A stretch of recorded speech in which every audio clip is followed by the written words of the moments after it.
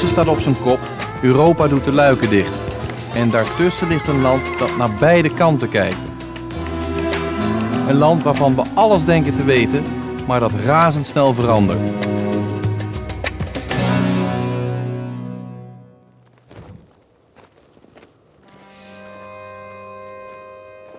In welke uithoek van Turkije ik ook kom, altijd staat er die tv, waarop 24 uur per dag de beelden binnenstromen uit werelden hier ver vandaan.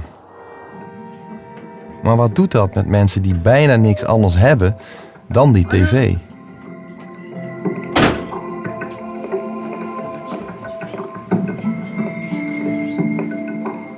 Dünkü konuyu bir konuşalım seninle. Otur.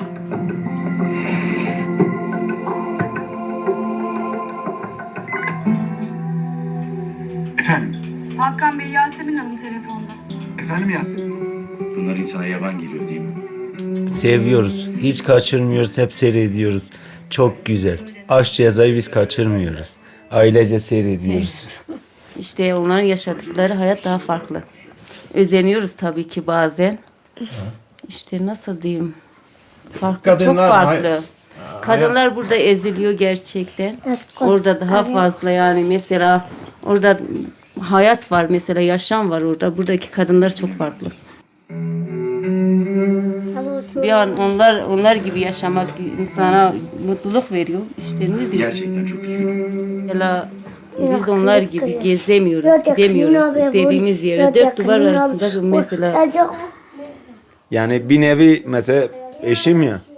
O da diyor ben de zamanla mesela burada olmasaydım eğer ki büyük bir yer, mesela Ankara, İstanbul, İzmir gibi bir yerde olsaydım belki ben de oynardım o dizide.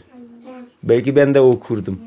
Ki hayata şey etme sebebi okumaması. Çok şikayet ediyor. Her zaman için diyor ben okumadım. Eskiden bizim zamanımızda o imkan yoktu. Adam derdi ki ben kız çocuğumu tek başına orada bırakamam. Ama yanlış bir şey. İşte ben de istiyorum ki 2 tane kızım var. Onları okutabileyim. Bizler gibi olmasınlar.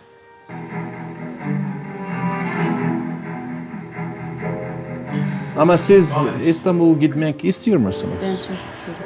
Vallahi İstanbul'a şu şekil. Mesela bir Burası işim varsa, güzel. Burası bir evim güzel. varsa, Bu saatte sonra İstanbul'da hiçbir şey olmaz. Burası güzel. Burası güzel. Doğru. hayır, sevmiyorum burasını. Tek hayalim buradan gitmek işte.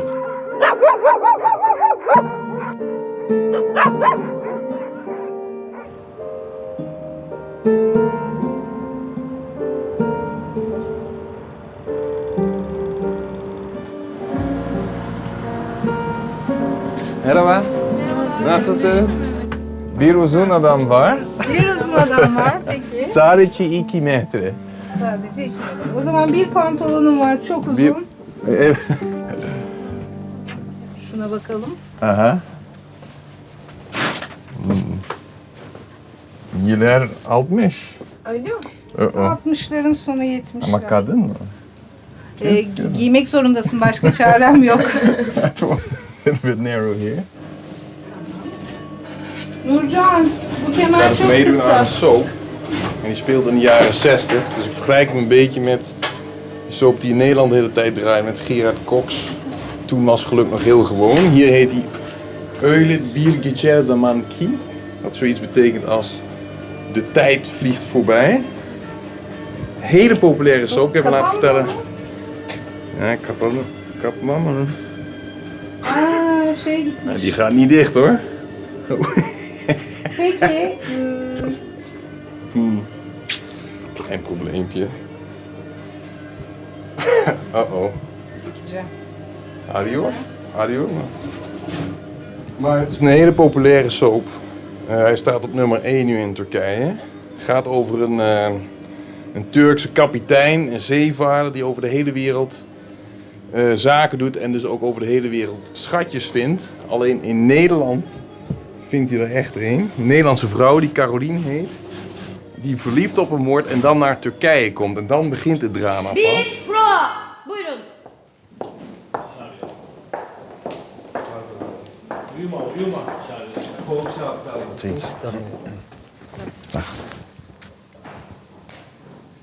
So, sorry.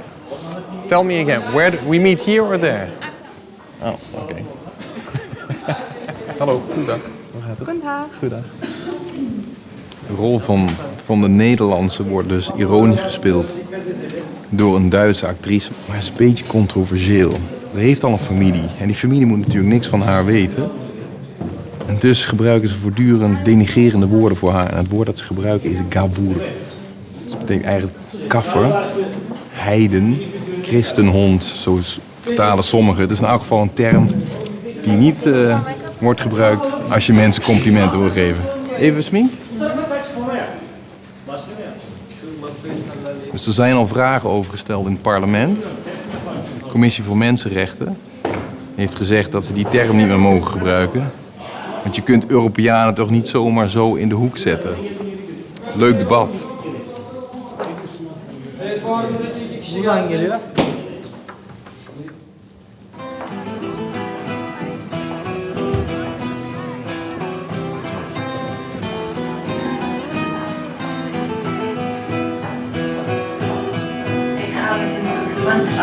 Wauw.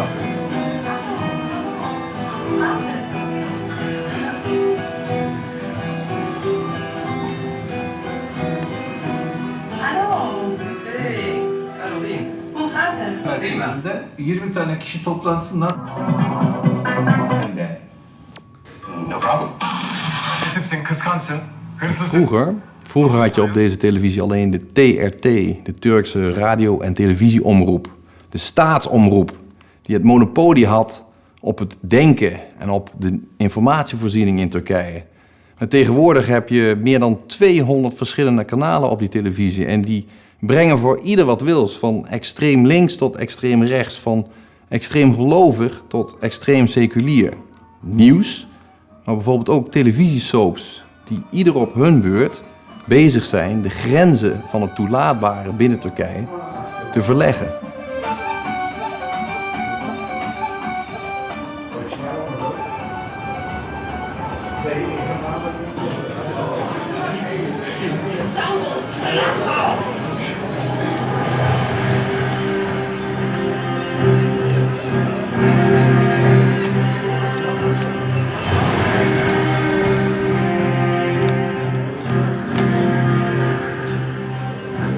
Validem. Dualarını eksik etme. Allah mahcup etmesin bizi. Osmanlı'nın gücünü, adaletini dünyaya göstermeyi nasip etsin. Sultan Süleyman, çok problem. Çok problem var. Evet. Büyük problem. Büyük problem. Evet. Vallahi. Kınadım yani bir yerde. Bunları diziyi yapanları böyle dizi olmaz bir yerde. Problem yani. Problem yani. Dizi problem. 20 tane 30 tane kadınla beraber. Yok öyle bir şey yok. Öyle bir şey yok. Ha 4 tane adam hanım alırsın, o da pozisyonun güzel olursa, durumun iyi olursa, yani bir padişahlara bir verilmiş, yani onlara bir hak olaraktan tamam şey var, ama 4 tane hanımdan fazlası şeydir, haramdır bir yerde yani. İster de Ne kadar kadınlar var? padişah olsun. Haremde diyorlar bir tane. Şimdi bir herkesin bir tane eşi var, bir tane şeyi var bir yerde. Yani.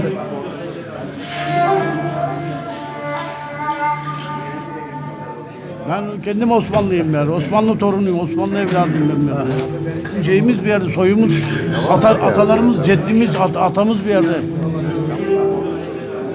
Osmanlı'nın iyi taraflarını niye anlatmıyorlar ya? Osmanlı 600 sene hükümdarlık dünyaya meydan okudu bir yerde. 600 sene hükümdarlık sürdü. 66 tane ülke fethetti bir yerde. Buradan Viyana kapılarına kadar Osmanlı gitti. Osmanlı şey yaptı. Yani bunlar hiç anlatılmıyor. Kalkıp Süleyman'ın şeyi anlatılıyor. Şarap içtiği gösteriliyor. Eski ses düşkünlüğü bilmem. Bunlar ayıp şeyler bunlar. Ne yapayım? ne derler bir laf vardır. Kol kırılır, yen içinde kalır derler. Bizim içimizde kalsın kardeşim. Bizim için biz bilelim bir yerde. Biz bilelim ama. Dünya bilmesin bunu. Dünya şey yapmasın. Biz bilelim kardeşim bir yerde. Zaten biz ya zaten yaratılmış. yani Bu kardeşim, doğaldır yani. tamam da Doğaldır ama yani. bir- Bunu ama karşı çıkmamak olmuyor. lazım. Bunlar özel hayat ama bir yerde ya. Doğal bir şey yani. Ama özel hayat bunlar kardeşim. Bunlar Özel hayatı da yani. Bak öyle- Amerika Clinton Beyaz Şey'de yakalanıyor orada. Clinton'la beni hiç- Clinton.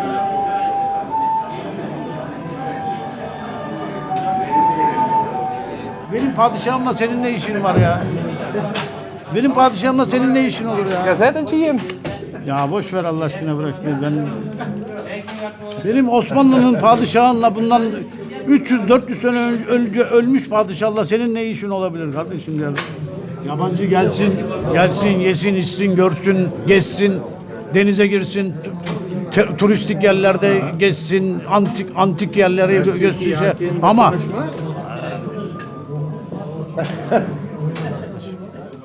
sende yok kabahat, sende kabahat değil, sende kabahat değil de bu televizyonda bu şeyi yapanlarda kabahat. bu ibnelerde kabahat, bu ibnelerde kabahat.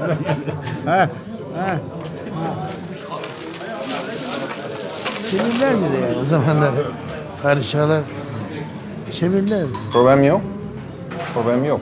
Tabii. Ve siz içki içtin. Ben Evet. ara sıra içerim. Öyle mi? Ara sıra devam edeyim. Ne içiyor musunuz? Rakı. Rakı. Rakı. Şarap içmem. Şarap günah. Dinimizde şarap günah. Ama anlamadım.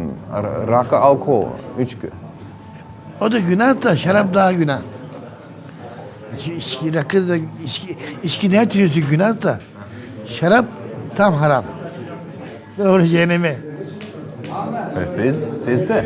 Ben de tabii içtiğime göre ben de cehenneme. Ama tövbe edersen, bir daha içmezsen bir sorun yok.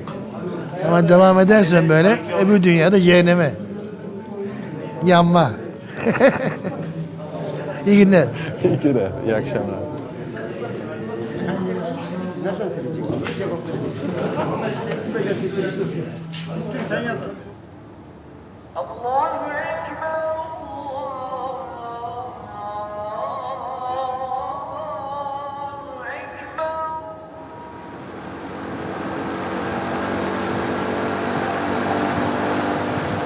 Muhteşem Yiğit'in başta olmak üzere ahlaksız diziler yayından kaldırılsın diye imza kampanyası başlattık.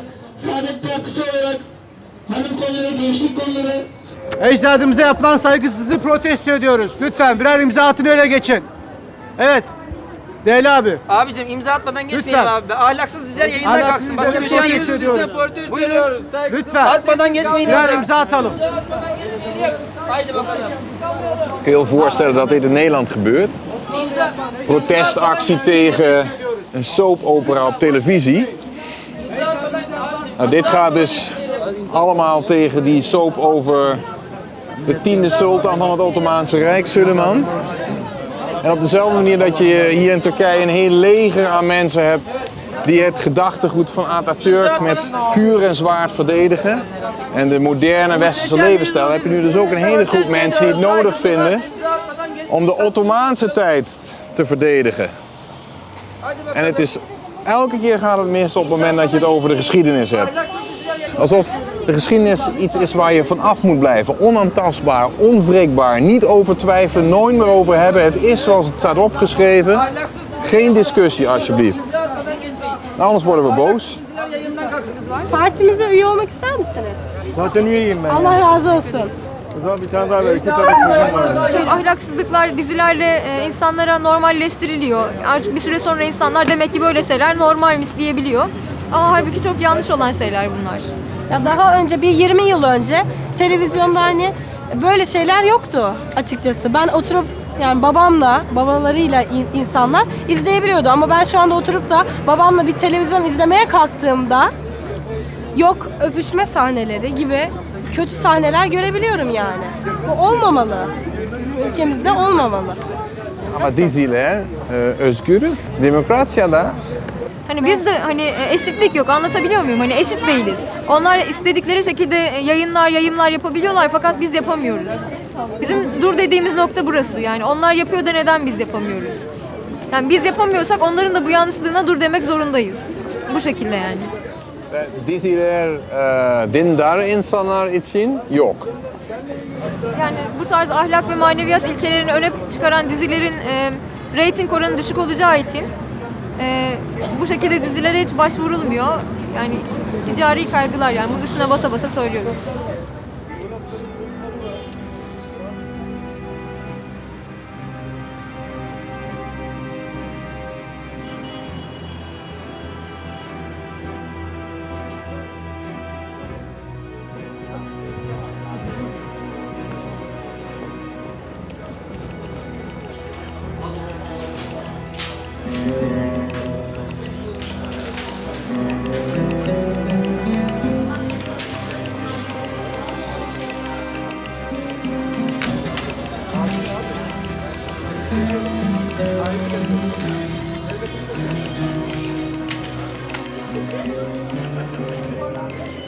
Kötü bir dizi değil yani. Ha, tarihsel açıdan baktığınız zaman kronolojik hataları var. Yok değil, bunu kabul etmek lazım.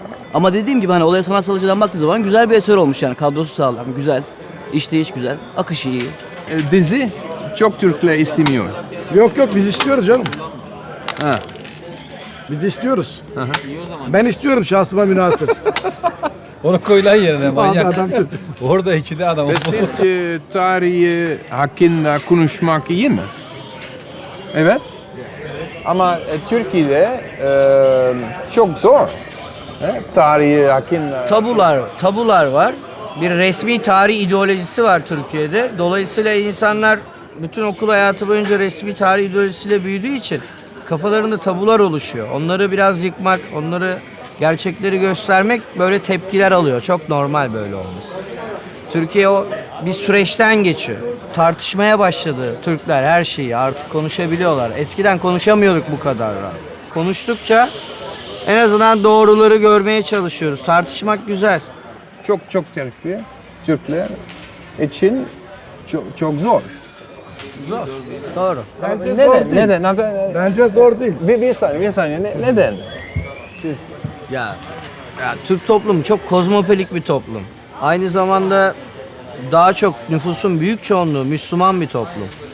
Dolayısıyla kendi inanışları var, geçmişten taşıdıkları kültür var. O kültürün dışına çok çıkmaya alışmamış bir toplum. Son yıllarda bunlar konuşulmaya, bu tarz şeyler eleştirmeye, yani her şeyi konuşmaya başladık. Burada bu diziyle birlikte yaşanılan şey de bu aslında.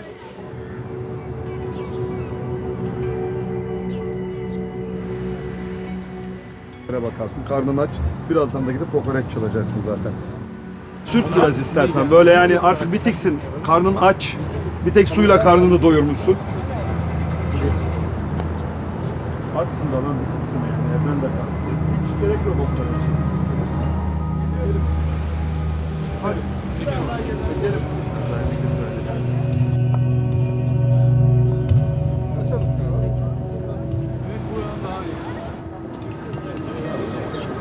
Arka Siradakile gaat over jongeren die voor galg en rat opgroeien in deze achterstandswijk met alle problemen van dien, drugs, wapens, misbruik ook.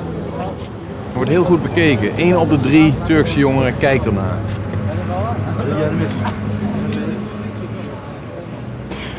Hikaye burada şöyle, tamamıyla toplumdaki şiddete karşı bir takım mesajlar vermek. Yani şiddeti doğuruyor. Gençler genelde işte çözümleri şiddette arıyorlar, kavgada arıyorlar, dövüşte arıyorlar, başka şeyde arıyorlar.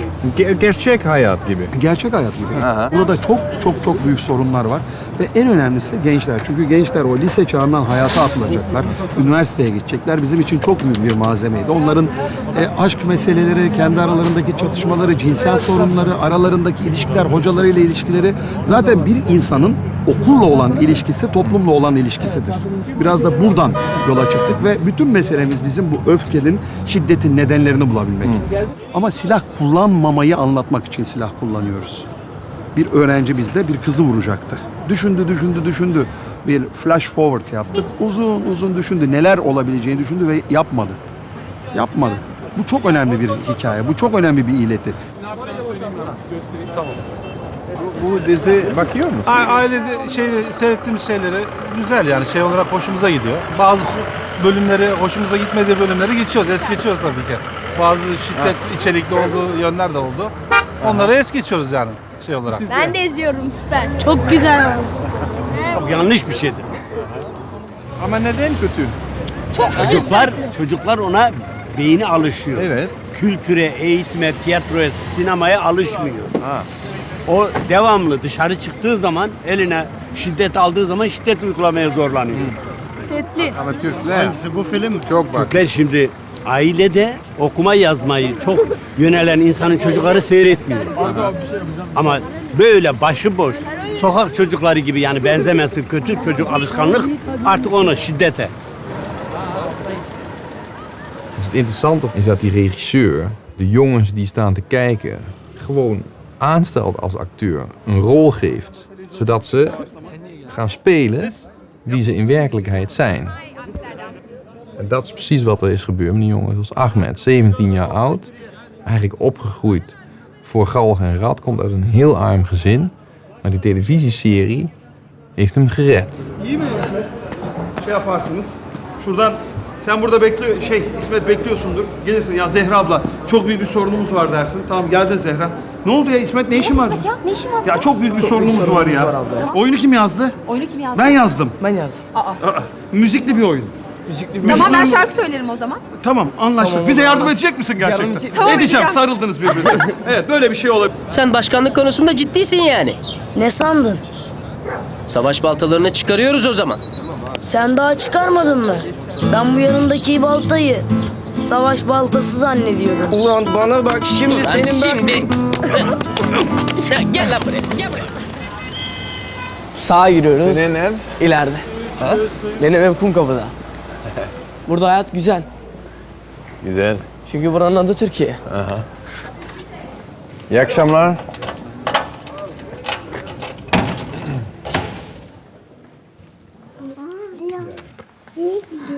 Tipine gülüyorum otur. Hadi otur. Kim o? Kardeşim. Kaç yaşında? Kaç yaşındasın canım? 5. 5 yaşında. 5 yaşında ama çok akıllı bir çocuk. Yani Facebook bile var. Bana Facebook'tan mesaj bile atıyor. Facebook? Ha, Facebook. Evet. Ama sadece 5 yaşında. 5 yaşında. Ama kendisi yazmıyor. Yeğenime söylüyor. Yeğenim de kendisi yazıyor büyük olduğu için. Ve siz Sen benim şifremi anlasanız. Ben onun annesiyim. Ahmet'in annesiyim. Aha. Ve onunla gururlanıyor Çok musunuz? gurur duyuyorum. Zaten gurur duyduğum için ondan sizi kabul ettim. Çok seviyorum çocuklarımı. Kötü yolu hiç düştüğünü mü? Kötü yola ben onu takip ediyorum. Ben yani gençtir daha. Oluyor. Ama hatasını anlattıktan sonra çözüyoruz birlikte. Mutlaka çocuktur yani dışarıda hatasız hiç kimse yoktur. Hatasız hiçbir kul yoktur. Arkadaş uğrunda mesela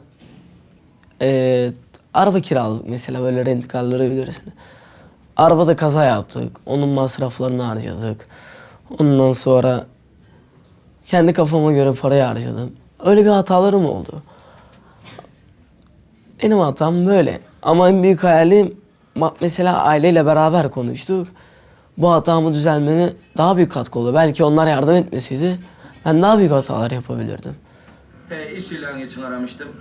Als je bij Ahmed thuis komt, dan zie je dat zijn moeder worstelt met precies die problemen die spelen in de serie waar haar zoon aan meedoet.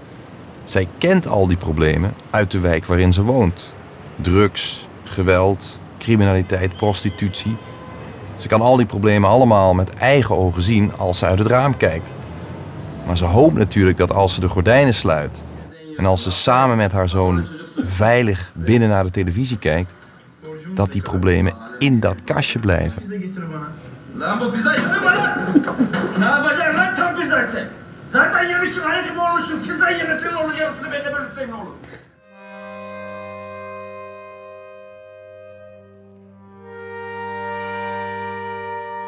Hayalimde var. Hayalimde ilk başta bir anneme ev almak. Yani gün zaman geldi yaptığım hatalardan dolayı mesela bir kazandığım bir miktar parayı harcadım. Ama hayalimde en büyük bir şey hem anneme ev almak hem böyle düzenli bir hayat. Yani yarın bir gün evlendiğim zaman çocuğuma benim böyle bir babam vardı, bana böyle bir yararı oldu. Benim anneme bana bu kadar emeği oldu, benim de bir anneme yararım olsun diye. Tek bir hayalim var, iyi hedef gelmek, iyi paralar kazanmak. Ondan sonra anneme ilk başta ev almak. En büyük hayalim anneme ev almak ilk başta. Tamam, çok teşekkürler. İyi Güle akşamlar. güle, iyi akşamlar. Yine beklerim. Çok güzel bir oğlu var. Evet. Ha? Türkiye'de çocuk, hele İstanbul'da çok zor. Ateşi nasıl tutuyorsun avucunda, çocuğu da öyle yani yetiştirme. Yani burada şanslıdır Ahmet yine çok şükür. Onu tutabildim İstanbul'da. Yani köyde daha kolaydır. İstanbul'da daha zordur. Çünkü köyde gidecek bir yerleri yoktur. İstanbul'da her şey vardır. Büyük şehir diye. Memnun Güle oldum. güle, güle güle. Yine beklerim. Hoşça kalın. Görüşürüz. İyi akşamlar. İyi akşamlar.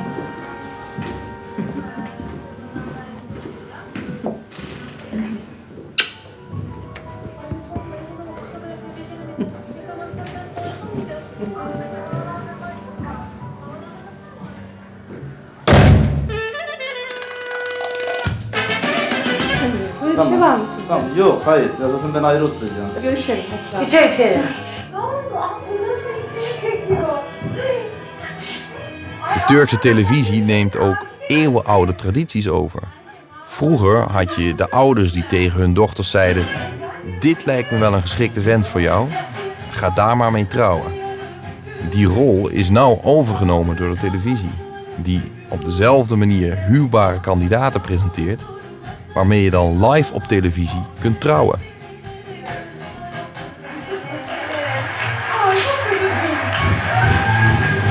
Aramak televizyonda iyi mi? Bence iyi değil yani insan ne bileyim bana mantıksız geliyor. Bana mantıksız geliyor. Evet anladım ama neden? Sebebini bilmiyorum ama yani bu tarz şeyleri mantıksız buluyorum. Tanımadığım, hiç bilmediğim bir insanlar yani ne olduğunu bilmediğim kişi, araştıramayacağım bir kişi diyeyim ya da. O yüzden mantıksız buluyorum. Siz? Hangi konuda? Program bakıyor musunuz?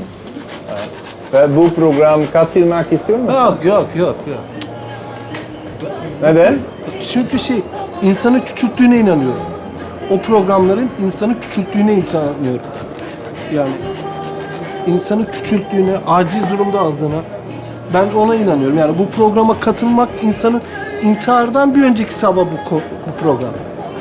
Ben kadın bulamadım, evlenemiyorum, intihar mı etsem? Yok, bir de izdivaça gideyim ondan sonra intihar ederim. Anlatabiliyor muyum? Orada da bulamazsam ondan sonra intihar ederim. Bağıra çağıra söylemekten hiç utanmıyorum. Sevdiğini söylemekten utanan insan korkağın biridir. Sen benim yanımdayken hiçbir şeyden korkmuyorum. De Turkse staatstelevisie doet nou zelf ook mee met de strijd om de kijkers. En dat niet alleen, ze doen ook mee aan het verleggen van die grenzen. Voor het eerst in de Turkse televisiegeschiedenis is er nu een kanaal waar alleen maar in het Koerdisch wordt uitgezonden. TRT 6 heet dat kanaal. 3, 2, haydi bakalım canlı bir, buyurun. Vah. Emjiko kedin belavana. Ya Rabbi ya ilahi. Meta gulizar bana yekcar ma binwey.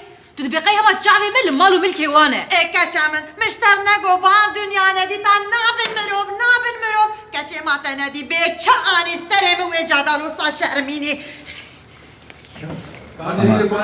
Ama Kürtler hakkında şaka yapabiliyor Kürtler hakkında şaka tabii ki yapabiliyoruz. Çünkü ben Kürdüm. Ben evde annemle ailemle sürekli Kürtçe şaka yapıyorum. Kürtçe espri yapıyorum. Ama Yani mesela Kürtler şakaya ve espriye daha çok alışıktırlar. Mizah onların kültüründe çok fazla yer alır. Mesela bizim dedelerimiz, ninelerimiz bizden daha şakacıdır. Komedi seviyorlar.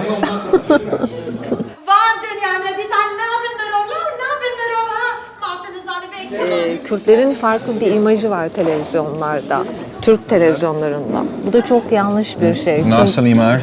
Yani mesela işte Kürtler köylü, hiçbir şey bilmiyor, giyinmeyi bilmiyor, mesela modayı bilmiyor, takip edemiyor veya çatal bıçakla yemek yiyemiyor, elle yiyebiliyor.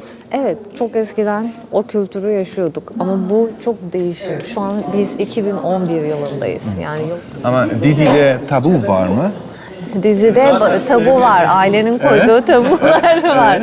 Mesela benim 1. bölümde bir yatak sahnem var. Çok basit bir sahne. Benim üstümde oturan yaşlı nine yukarıda ceviz kırıyor. Gürültü ses geliyor ve biz sabah saat 5 erkenden yataktan uyanıyoruz. Benim böyle bir sahnem vardı ve bu sahne yüzünden benim babam 2 hafta benimle konuşmadı. Küstü bana.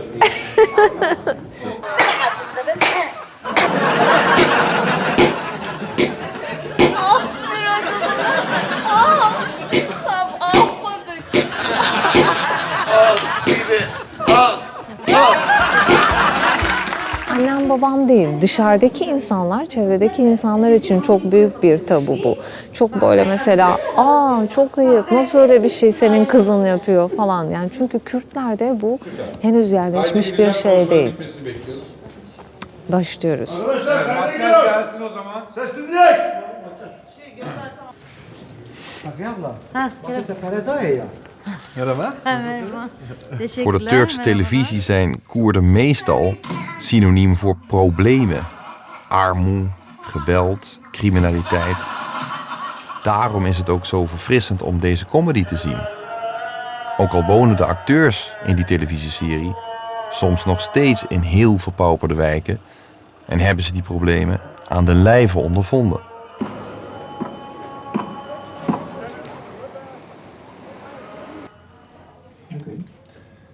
Bu ne? İşte bu da son eşim gittiği son çocuğuyla çektiği resim. Ailece o çocuğun yanında durunca ben çekiyordum. Ben durunca o çekiyordu. Bu da onunla beraber en son kaldığı bize hatıra. Bu kaldı. Biz eşimle 2 sene beraber kaldık. Bir tane bebek kucağımda. Sadece 2 yani. Bir tane bebek hamileyim, bir tane kucağımda ve eşim gitti.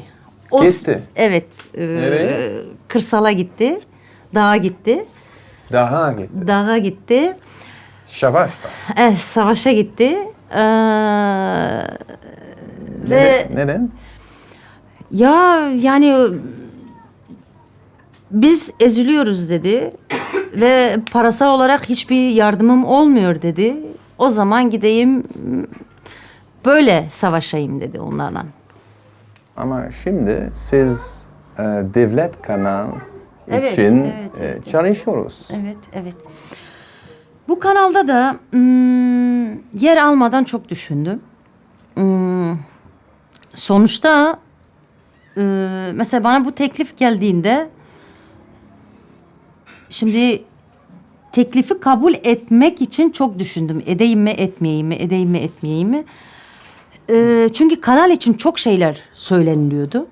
Ve sonra da bir yumuşama dönemi oldu. Evet, devletin kanalı ama ben içerisinde beğenmediğim çok şeyler vardır. İşte belki haberlerini beğenmiyorum. Senaryoya baktım. Senaryo güzel bir senaryo. Neden olmasın dedim. Ve benim içimdeki bir özlem, yıllardır kendi dilimle bir şey yapmak istiyorum. Ve devlet izin vermiyordu. Anladım ama devlet eşinizi öldürdü. Evet, doğrudur. Evet, böyle bir çelişki var. Hoppala, halas bu. De tv verandert, maar ook de levens van de acteurs zien er heel anders uit dan die van hun ouders. Ik bedoel, tussen het leven van Fariye en dat van haar moeder Er zit een wereld van verschil. Şimdi annem babam evlenince önce annem ses çıkarmadı. Ben şahidim bunlara. Hatırlıyorum çocuktu. Babam evlendiğinde biz de bilmiyorduk, çocuktuk. Hatırlıyorum babamın düğününde biz çifte telli oynuyorduk. Biz bilmiyorduk ki hani babam annemin üstüne bir kuma getiriyor. Biz düğün diye oynuyorduk. Annem de uzaktan bize bakıp böyle ağlıyordu. Hiç unutmuyorum o anı. Gözümün önünden hiç gitmiyor. Ve yıllar geçtikten sonra annem hiç ses çıkarmadı. Hiçbir şey söylemedi. Evet, bir kıskançlık şu bu vardı. Bir ses çıkarmadı ama biz İstanbul'a geldikten sonra annem bir patlak verdi. Dedi ki sen üstüme 2 tane eş getirdin. Ve sen artık bizim evde yaşamayacaksın. Sen gideceksin, diğer eşin en küçüğü hangisiyse onun yanına gideceksin.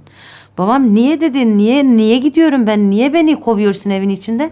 Yok, kovmuyorum. Gel yemeğini ye, suyunu iç, elbiselerini yıkarım. Saygı duyarım sana ama asla karı kocalık hayatı bitti benim senin. Tamam da niye Mardin'de değil de burada? O da dedi ki o zaman ben sana muhtaçtım. Benim ekmeğim yoktu, çocuklara ekmek getirmek zorunda kalıyordun. Yağım yoktu, senden istiyordum. Tuzum yoktu, senden istiyordum. Ama burada benim çocuklarım işe başladılar. Onlar kendi ayaklarının üzerinde artık durabilirler, kendilerine bakabilirler. Bugünden sonra senin lafın kalmadı bize. Lütfen eşinin yanına gitti ve bitti orada. Babam artık gelmedi. Ve eskiden sizin annesi baba çok seviyordu. tabii. Yani de ve bere jehvdu hazdıkır belik van jinabine. Meşav hazdıkır. Ve şimdi seviyordu. بله ام قیمت ددنی آنو ها به هندر خینی چل هندر به مدینم برش با شرف آخو معاملش با خاطره وی حسکرن هیه حسکرن تن Aşk bitti. Ve şimdi yeni aile var, yeni eş var, yeni hayat. Ve sizin için siz kuma kabul ediyor musunuz? Hayır. Yani ben bazen diyorum ben her şeyi taşıdım, yaşadım, kaldırdım ama kumalığa asla kaldıramam. Yani dehşet bir şeydir herhalde ya. Bir kadınla yani 2 kadın ve bir eşle aynı evde yaşamak kadar kötü bir şey olamaz diye düşünüyorum.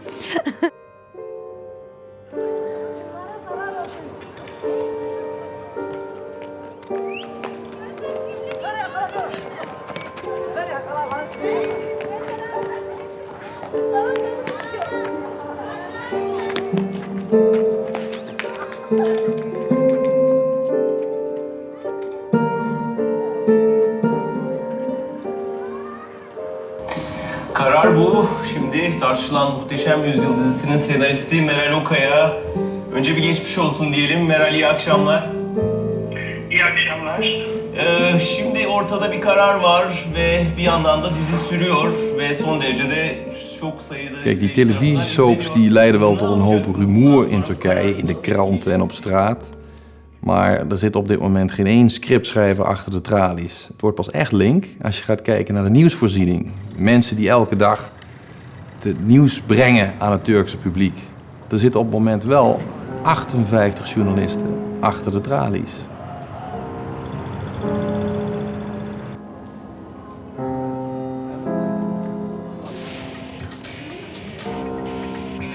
Şimdi Hrant Dink cinayetiyle ilgili olarak onurlu insanların suça bulaşmamış, bu işte parmağı olmayan insanların başının dik gezmesi lazım. Yani Hrant Dink'in öldürülmesi vicdan sahibi, onurlu insanların, bu ülkede yaşayan insanların suçu değildir. Die demissionair die heeft een boek geschreven over de moord op de Armeense journalist Hrant Dink. En uitgevonden dat het niet het werk was van 1 man, maar van een heel apparaat van politiecommissarissen enzovoort. En het heeft hem nogal wat gekost. 28 jaar gevangenisstraf hangt hem boven het hoofd, omdat hij dat heeft durven schrijven. Dat is meer dat de moordenaar van Hrant Dink op dit moment boven zijn hoofd hangt. Bu MİT'çilerle ilgili Ankara Cumhuriyet Savcılığı yıllar sonra hiç olmazsa bir soruşturma açtığı halde Başbakan buna izin vermedi. Uçakta görüyorum dostuyum deyip gözyaşı döken adam başbakana bunu sormuyor. Şimdi peki ben o zaman onu soruyorum. Yani iktidarda kalmak bu kadar önemli mi? Hayır, ben şunu söylüyorum. Ben tek kişilik bir soykırım suçunun ortağı değilim. Benim çevremde kimse değil. De premier Erdogan wordt tijdens zo'n uitzending gewoon aangesproken op zijn beleid, soms zelfs op het beledigende af. Het is werkelijk niet te vergelijken met de dictaturen in de buurlanden van Turkije. Wat nou zo lastig is om te begrijpen is waar ligt nou precies de grens? Hrant Dink bir yol aldı, bir şeyler söyledi ve bir bedel ödedi. O bedelden sonra biz başkaları ortaya çıkacak ve bu bayrağı biraz daha ileriye taşıyacak. Bu tartışmayı biraz daha ileri. Bu zaten dünya tarihinde böyle. Yani özgürlükler öyle bir günde blok olarak verilmiyor insana. Ve siz korkuyor musunuz? Korkuyorum tabii çünkü sonuçta burada yaşıyorsunuz. Devletin her türlü istihbarat örgütü sizin üzerinizde. Yani ben çünkü şimdi burada sadece emniyet demiyorum ki. Yani emniyet, polis diyorum, MİT diyorum, istihbarat diyorum, jandarma diyorum, devletin görevli ve hükümet diyorum. Sonunda karşınızda da bir koskocaman bir yapı var. Ve şimdi o hükümet benim yanımda yer almıyor. Benim karşımda yer alıyor. Savcısıyla bana dava açıyor.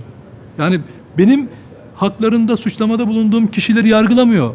Onlarla ilgili araştırma yapan gazeteciyi yargılıyor. Dolayısıyla benim korkmakta herhalde haksız değilim. Ama derseniz ki öldürülmekten mi? Hayır, öldürülmekten korkmuyorum. O problem değil. Ama iftira atılmasından korkuyorum. Ama siz özel güvenlik var mı? Hayır. Hayır? Hayır, buraya otobüsle geldim.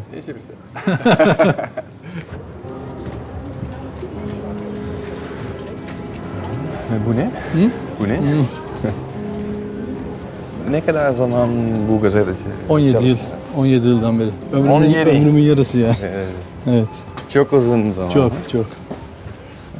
Sizin için ifade özgürlüğü var mı Türkiye'de?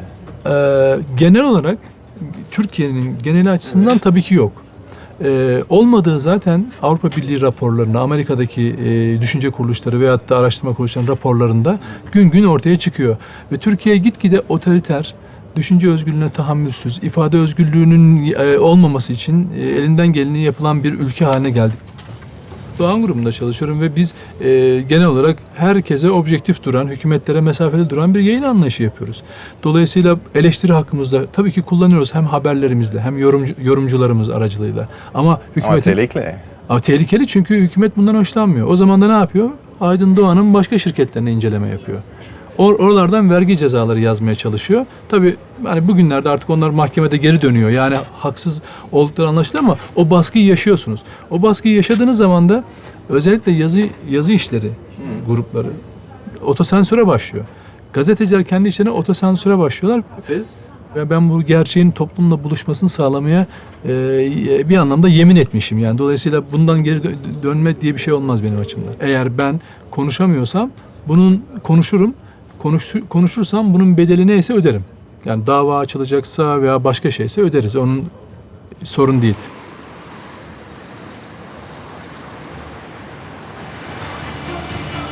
İşte yaptı sonunda Sultan Süleyman. Avrupa haritası değişecek. Sefere çıkıyor Sultan Süleyman. Adalet için. Hrant için, adalet için. Ergenekon soruşturması kapsamında gazetecilere yönelik operasyon ve gözaltı dalgası dünyada tepki gördü. 2 hafta önce internet sitesini düzenlenen ve yine gazetecilerin gözaltına alındığı operasyon sırasında... Ja, nou is Nedim Şener opnieuw zelf nieuws geworden. Want het avondnieuws meldt zojuist dat hij is opgepakt samen met 7 andere journalisten. Zonder aanklacht. Aanklacht is nog steeds onbekend. En dat is niet voor het eerst dat dat gebeurt in Turkije. In de afgelopen 3 jaar zijn zo'n 200 Turken achter de tralies gezet. Vrijdenkers, academici, militairen, journalisten. Aanklacht wordt dan niet gegeven, maar hij wordt wel achter de tralies gezet. Dat is ongelooflijk, dit kan allemaal in Turkije. Kapsamında gazetecilere yönelik operasyon ve gözaltı dalgası dünyada tepki gördü. 2 hafta...